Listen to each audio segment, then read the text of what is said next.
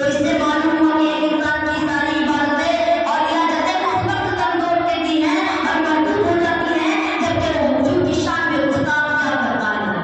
मगर जिसकी निस्बत सरकार दो आलम सल्लल्लाहु अलैहि वसल्लम से हो जाए और सरकार से राजी हो जाए तो फिर उसका मकाम और उनका भी बदल हो जाता है।